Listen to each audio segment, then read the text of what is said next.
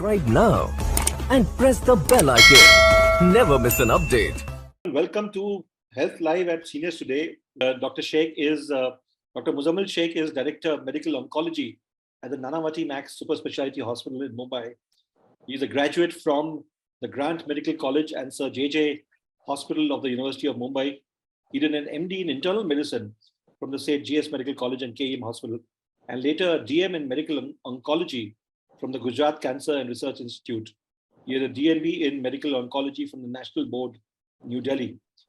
With over 2 decades of experience, Dr. Shaikh has been the Consultant Medical Oncologist also at the Hinduja Hospital from April 2013.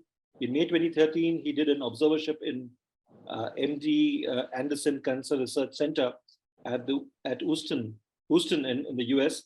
And before that, he has been associated with the Hinduja Hospital for many years. He's a member of the Indian Co-operative Oncology Network, Indian Musculo Skeletal Oncology Study Center, Study Group, the European Society of Medical Oncology, and the Mumbai Hematology Group, and the Indian Medical Association, of course. Welcome to Health Live at Seniors today, Dr. Shaikh. How have you been? Thank you so much. Thank you, Pradhuman, for that kind introduction. And I'm very glad to be here to share some, experience and some knowledge sharing for, increasing awareness of this unusual, now common actually disease, which we are seeing. As we remember when I was small, we used to hear one cancer patient in the entire colony, where I used to stay. Now practically every building has 2 or 3, which means that, there is a real increase about this cancer numbers.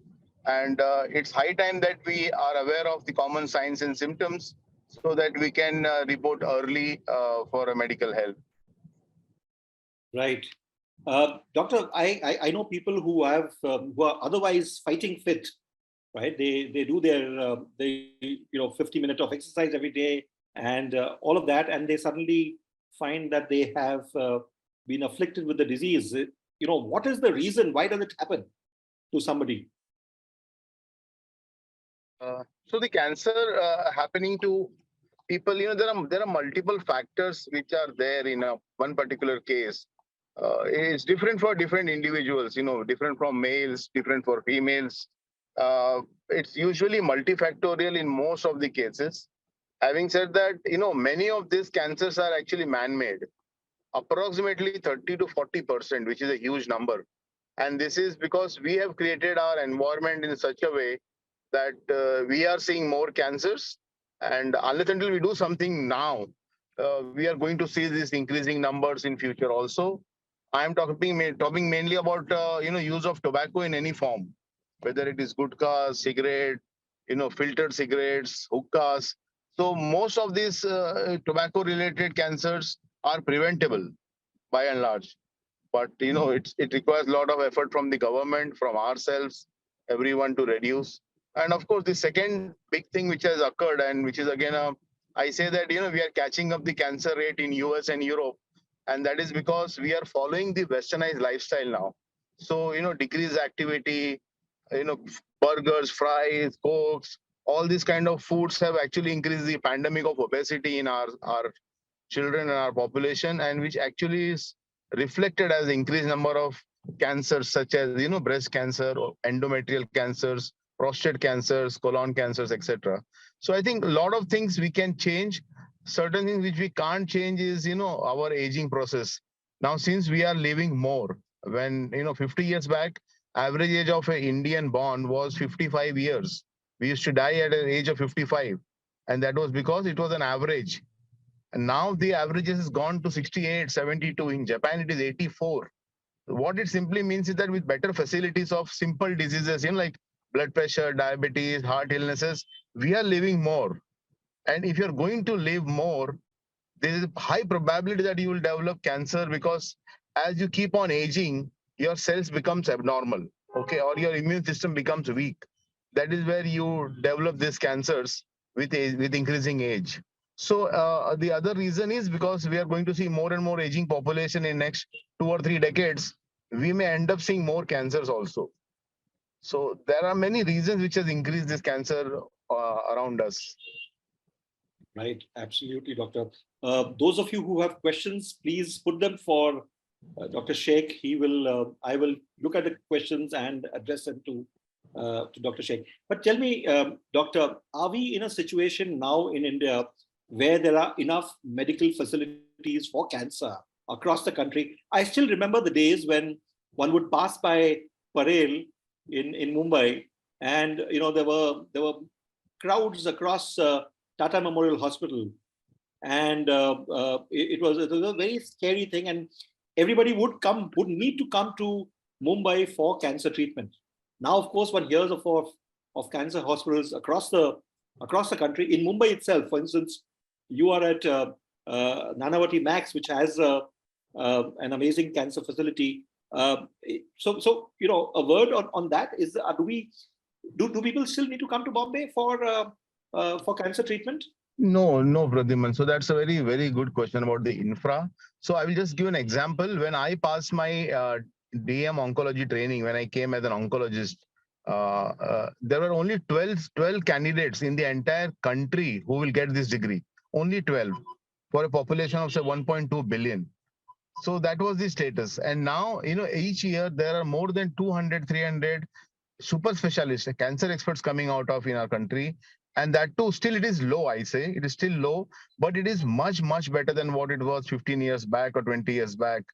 Now, if you see smaller cities like, say Baroda, say Nashik, Pune is a big city, even Aurangabad, they have qualified cancer experts, surgeons, oncologists. Many have radiation units there.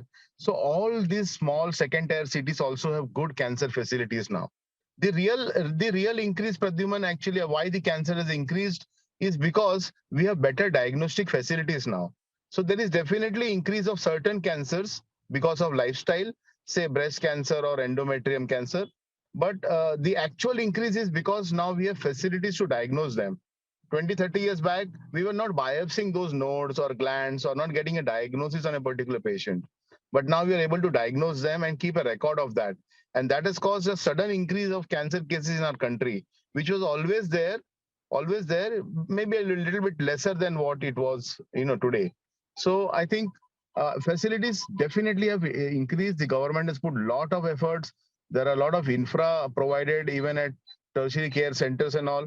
But unfortunately, certain expertise like really complex liver surgeries or certain immunotherapies or other drugs, they're still restricted to metros right now, which eventually will change because it's all about getting the things right, and government is moving in the right direction with a lot of national cancer control program running. So many things are improving. Things are better, I will say, much better in last 15, 20 years, but still a long way to go because our population is just too huge.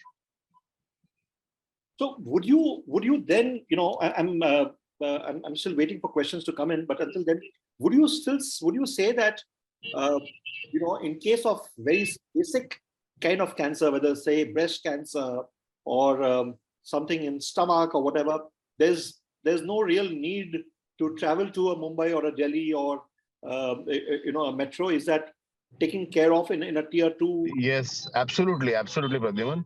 There is no need to travel to any of these metro cities for straightforward, simple cancers, which will have very fixed protocol of treating.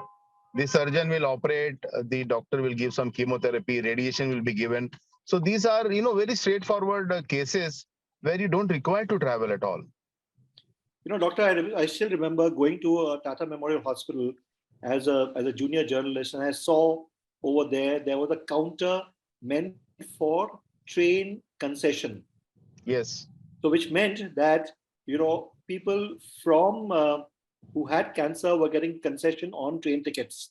That still exists, but it just showed that people needed to travel to a Mumbai to do that. So it's very heartening to note that that treatment is available across the country, and it's good quality. Yeah, it is. So what happens still, still Tata is as crowded as you saw, maybe more than that, honestly, because, the population is huge. And there is some kind of a faith in Tata, particularly as a hospital, because it is of that repute. So people, at least for one opinion, will come here. They will travel all the way because, certain aspects are still to improve. COVID has shown, some path to people. Like, I remember a lot of patients used to come to me when I was at Hinduja and now at Nanavati from out of Bombay, so from interior Maharashtra or right from Bengal and UP, and they should travel with those concession passes which we have at our hospital also. But now post COVID, they realize that we coordinate with the local doctors there. We found out who are the oncologists there, and which centers are giving chemotherapies. So we directed them with some referral letter and protocols, and then they started getting the same treatment there, and they were quite happy with certain not all cases, I will tell you honestly, because it's about the manpower and the training of the nurses, junior doctors, everything which matters, because cancer care requires a complete team, which we should be in a sync. So certain things puts you off, and then you don't want to take therapy in say UP. You will say, no, I will go to Mumbai, Tata, or Nanavati, because your experience was different here. But having said that, now many patients who were coming here, they just come for one opinion to us now. We write the protocols, they go back to their native states, and they take the therapy there. That saves lot of time and effort and money for those patients. So I think that is happening on a very routine basis, which was not there earlier. Tell me something, doctor. One last question on this issue. Supposing somebody is from a tier 2 town, can they consult? Can they consult Dr. Muzammil Shaikh? By a call or by a webinar, a web call or whatever. Is that possible? Yeah, Pradyuman. So every day, this is, it's not very right, but then in my car, because the whole day I'm busy, my car is my teleconsultation time. That is video consultation. So all patients, so every day I will see at least 5 to 7 patients from out of Bombay, some from out of India also. So they will send all their reports to the hospital. It will get uploaded. I will give them the time, usually when I travel back home. And I try to, give 15-20 minutes to each patient, get everything sorted out, and then go back, type all the recommendations, and then, we email them or WhatsApp them. So it is happening every day for me. And post-COVID, people also prefer to do that. So something as simple as just getting an idea of a PET scan, what it shows and all. You need not travel all the way to Bombay. Or forget about that, with this whole Bombay dug up with metro and other work. People from nearby suburbs also, they don't come. They say, can we do a teleconsultation? I said, oh, why not? So it saves time, and I am more than happy for smaller things, like just follow up and understanding certain things. Teleconsultation is wonderful, absolutely wonderful. Doctor, so I am doing that on a daily basis. Doctor, you are at Nanavati Hospital, and those of you who are from Mumbai know that the famous Gokhale Bridge is shut. So it is quite an effort to get to around the city. But be that as it may, I think the issue is that yes, medical care is available, and doctors like yourself are available for teleconsult. So that's a very heartening thing. So how does one do a teleconsult with yourself? Our hospital board has numbers. They can contact our secretary, our coordinators, hospital board, and they arrange for a teleconsultation appointment. There is a software to the hospital also through which you can do, or sometimes they go through the hospital, but WhatsApp. The hospital arranges everything. So this is very coordinated one. Fantastic. Doctor, we have a few questions that have come in. I'm going to ask you the first question, which is from Mr. Basavraj Nagashetty. Those of you who are asking questions, you can also mention your age and your gender so that doctor can ask, but these are general questions. So Mr. Basavraj says, there's a history of cancer in our family. My father and uncles, as well as my 2 elder brothers, also succumbed to cancer, mostly throat cancer and lung cancer. Under this circumstance, what prevention should I have to take, and what precautionary medical tests should I have to go? I never use tobacco in my form, he says. Right. So 2 aspects to this question. One is what he brought out was, genetic linkage to cancer. So just few words on that. Out of 100 cases I see, or rather anywhere in the world, only 10 to 15% will have a genetic basis, which means that the cancer runs in families. 90% of the time there is no history. Okay. Now, if there is a history of cancer in the family, we try to understand what kind of a history that is. Is it relevant to be investigated? Like if someone is having, someone's grandfather has a cancer at 75, that is not significant for us. Okay.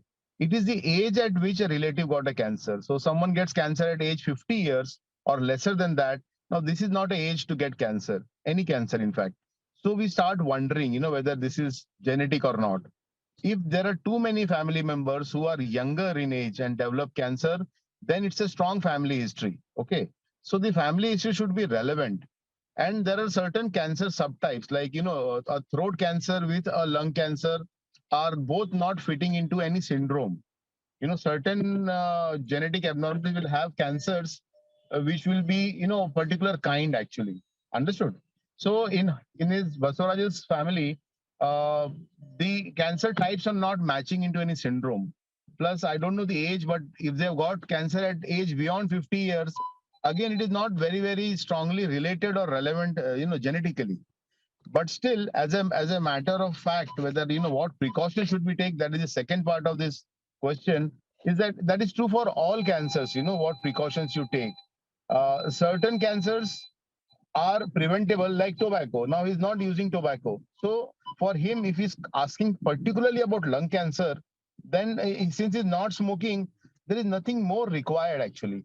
There is no test like a screening test which he should keep on doing every fixed interval to pick up a lung cancer. Okay, so the screening test is mentioned only for high risk cases like a heavy smoker. Like, doctor, what do you think about the gene test? What is your view on the gene test? Is that something that is advisable for somebody whose parents, whose mother or father may have had cancer at an early age, and should the child then take a gene test? Yeah. So this gene test is same genetic test for finding out risk of cancers. So if there is a family history which is matching a particular syndrome or matching a risk of genetic cancers, then there are plenty of tests to be done. But the most important part is not doing the test yourself or by advice of a general physician or someone, because these are very dangerous tests. When I say dangerous, because I see this every day. The biggest example or the role model or ambassador is Angelina Jolie. She is a Hollywood superstar whose mother was having breast cancer, and the mother got tested because she got at a younger age, and she was positive for a gene test, a genetic abnormality called as BRCA, breast cancer antigen.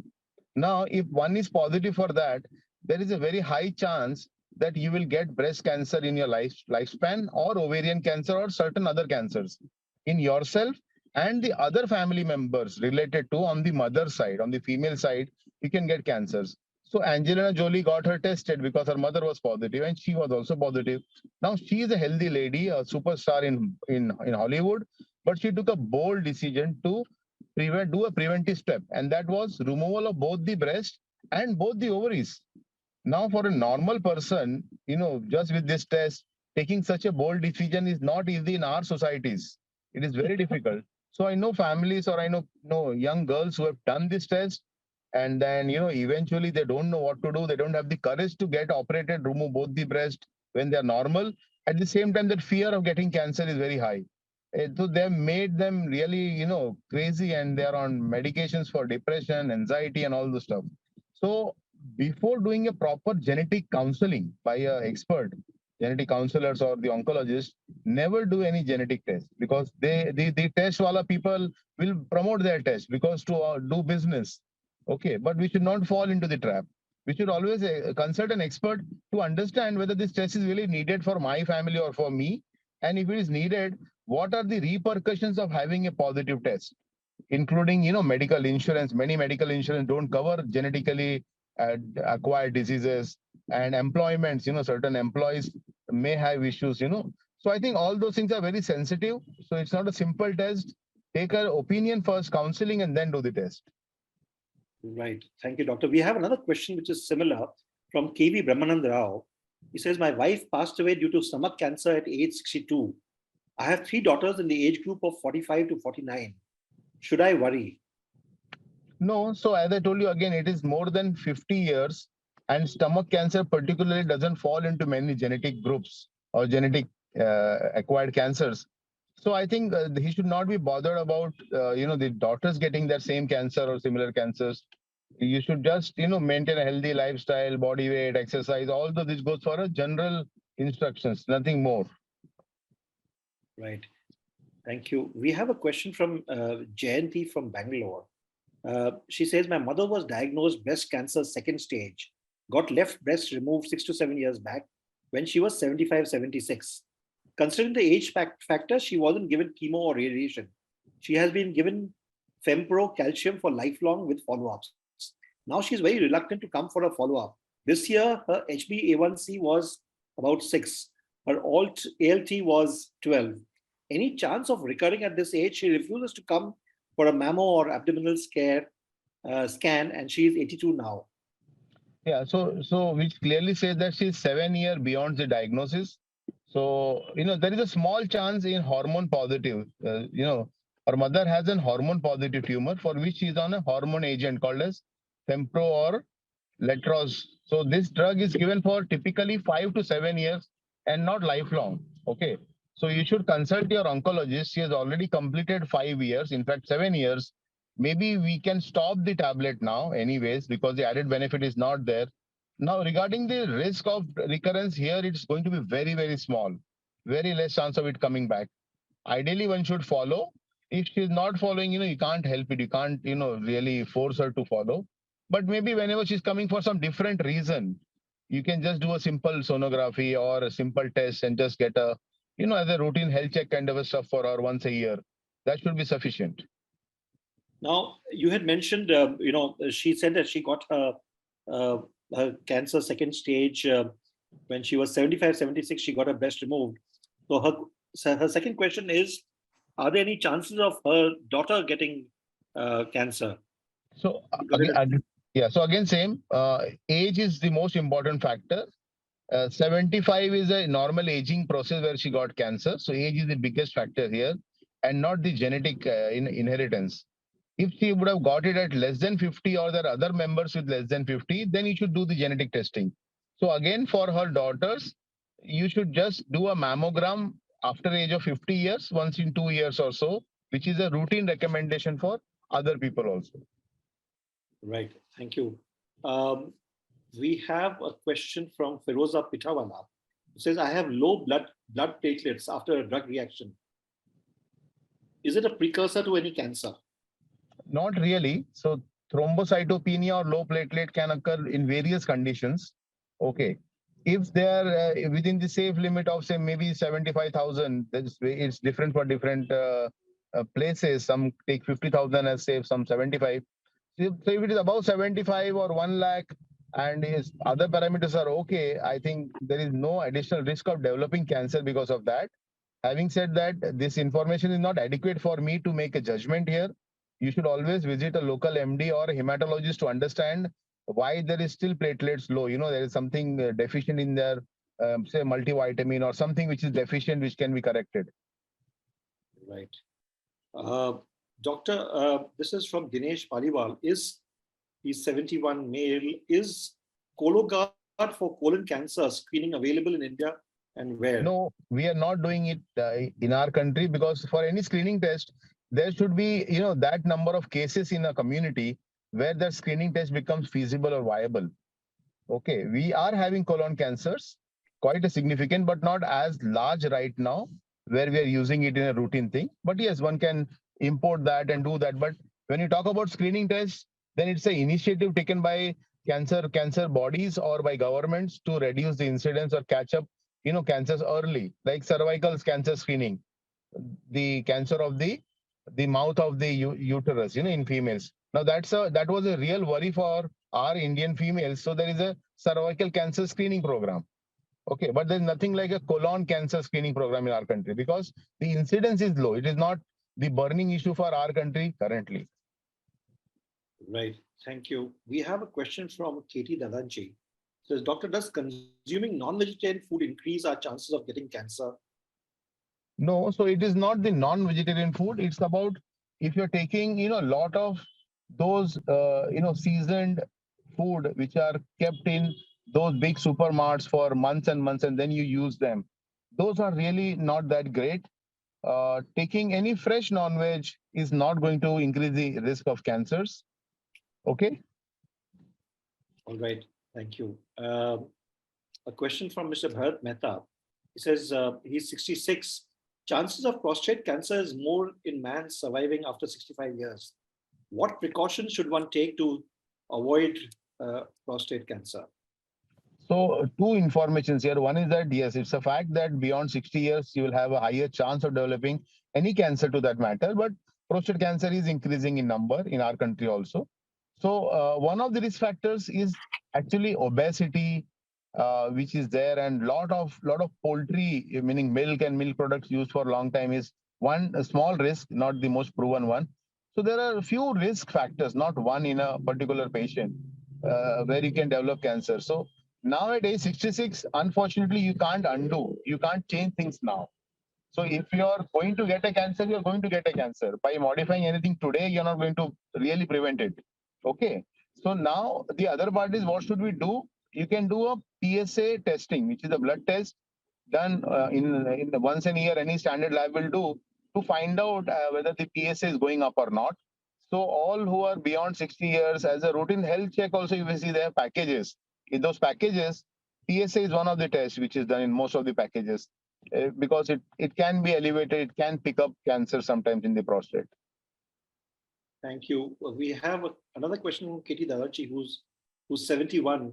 Says, Doctor, should we get a mammography done regularly every 2 years? Is the radiation not harmful? Yeah, so I think assume the patient is a female patient asking this question. Right. Yeah. So because there are some cases of male breast cancers also, but we take it as that, you do a test based on how many normal individuals you're helping in a society. In our country now, over last 3 decades, because of the westernization of our lifestyle, late age of marriage, late first child, inadequate breastfeeding, OC pills, obesity, all this has really increased the cancer incidence in India as far as breast cancer is concerned. So this is a real jump. And if you see, there is a huge divide if the female lives in a city or in a rural place. So in rural India, currently, still cervical cancer is the commonest cancer in females. Whereas in urban India, say cities, metros, breast cancer has become the most commonest cancer, and it is increasing at an alarming pace. And reason is that there is a lifestyle change, a huge lifestyle change between the same female, genetically an Indian, but there is a huge difference in the incidence of breast cancer in the same females. So the environment is working on her. Okay. So, doing a mammogram, if the incidence is very high, say in Europe and America, the incidence is very high. So if you do a screening test in that population, you will pick up more cancers and treat them early and prevent more life and save many lives. So that has got huge impact. When the same we try to apply in India, India's uniform, the population is not very uniform. So I can't say at the national policy level that every female India should get a mammogram done at 2 years, because then I am exposing too many normal people to radiation, which itself can, cause cancers. So after so many, so many billion, so 1.3 billion, meaning easily say 70, 80, we're talking about having as a female population. If I subject all of them, lot of them who are above 50 to doing a mammogram 2 years, I may create more cancer than I'm curing. Okay. So select. So that is why it is not still in our national policy to do a mammogram to all. But as a recommendation, say patients who are in cities who come and ask us, we do say that, because in urban cities, the incidence of breast cancer is high, we do say that do a mammogram every 2 years. The world body says once a year, but we want to rationalize, we want to make it more practical. So we say, at least 2 years you do one mammogram. If anything abnormal, then you may repeat one after 1 year. That way we are reducing the chances of developing radiation-induced cancer. Right. Thank you. So I hope you have had the answer, ma'am. Now we have another question from from Suresh Khate. It's an interesting question. What are the basic indicators of showing that one is suffering from cancer in the body, and which pathological tests should be carried out for detection of cancer? Right. So this is very valid and relevant question here. So there are certain telltale signs of cancer or certain signs and symptoms which one should not ignore. So if there is a cough, dry cough, wet cough, a cough which is not improving for more than 4 weeks of treatment by your family doctor, then don't ignore it. Get a scan done, because this could be a harbinger of something more ominous underlying. If there is any blood loss, either through the urine or in the stool, get it checked by your local doctor. By the in the urine, anytime it is to be taken very seriously. In stool, many times we have piles or fissures and we tend to ignore. But if it is happening on and off again and again, better get it checked by your doctor or the surgeon, because many times we see quite often that the history was for 1 year and this person has thought it's a piles, and it came very late to us. So any bleeding, either through the stool or through the urine, should be taken very seriously. Any bleeding through the nose which is not settling down should be taken very seriously.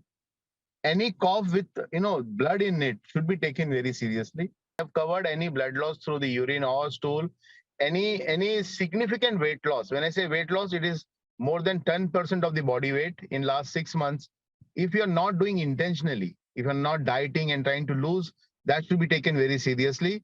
Any change in voice which is not improving, hoarseness of the voice, you should immediately report. Any lumpiness in the gland like in the neck or axilla, should be taken very seriously. So all these are signs. There is a skin mole, and now it has suddenly changed the color, or it has become suddenly large. It has been there for years, or it starts bleeding. All those should be taken seriously and reported. Right. Thank you, doctor. This was very helpful. Two more questions, doctor. One is from Pravina Tiwari. Her question is, what are the symptoms of skin cancer? So skin cancer is fortunately very, very rare in our country currently, because we are blessed with a black skin which has a lot of melanin which protects against the ultraviolet rays. Having said that, still some skin cancers we do see. Melanoma is one of these cancers which causes black pigmentation kind of a thing in the skin, which can be sometimes very fatal. So if you see any mole or any black pigmentation on the skin, which has suddenly changed its color, size, or bleeding, you have to immediately take note of it and meet your local doctor there. Otherwise, any lump or any ulcer on a skin which is not healing, you should have a biopsy done if possible to rule out a skin cancer.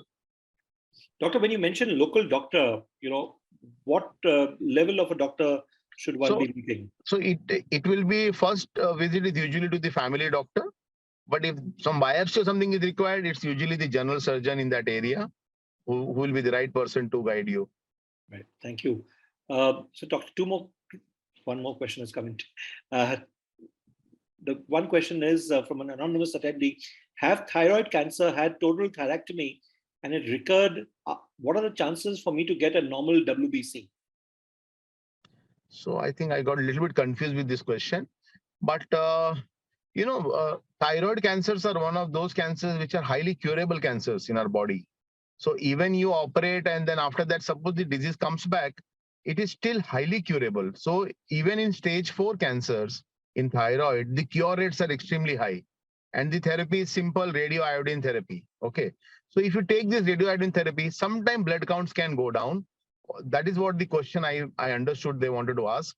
So sometimes after therapy, your counts may be low for a few months. Sorry. But eventually it improves as time goes. Right. Thank you, doctor. Doctor, two more questions. This is from Mr. Eman Rao. He's 82 years old, male with prostate for a decade, continuously on Tomsoloin 4.4 mg, except for frequent visit to the washroom in the night, no other problem. Other problem is COPD. What precaution should he take? He is 82 years old. No, I think he has lived gracefully and he has enjoyed life 82. I think I salute you for that. So without bothering much, you continue doing your good and enjoying life as you are. Having said that, certain precautions, which is there, you should do your PSA at least because you're developing urinary symptoms. So do a PSA once a year, if required, sonography of the prostate to pick up any cancer which can occur at this age, especially the prostate. Rest, there is a long list. We can't keep on checking yourself, at age 82. Just a routine health check packages will cover most of the things.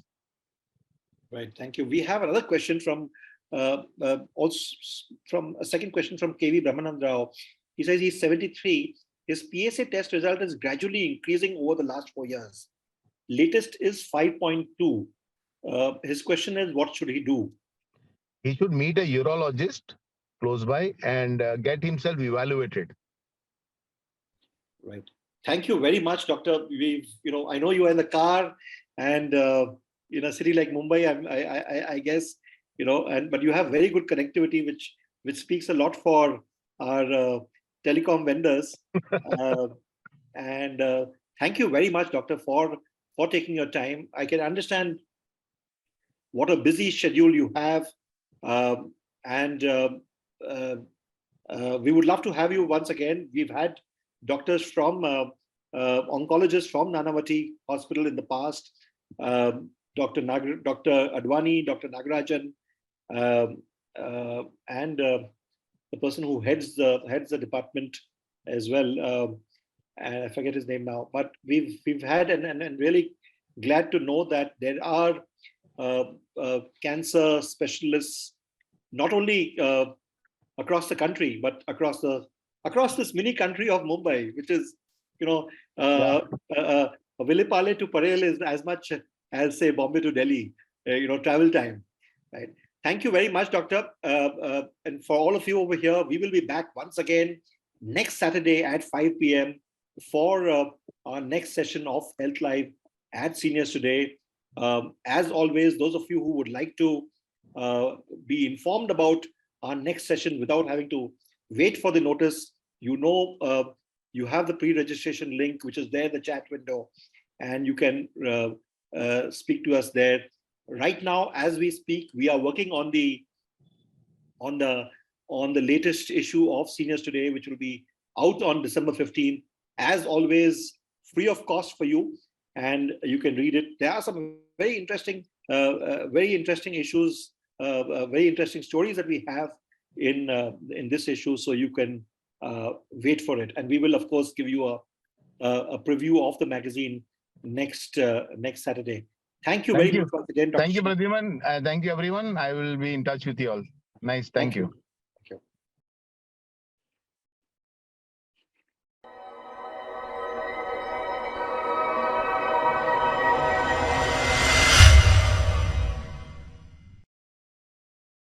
Subscribe now and press the bell icon. Never miss an update.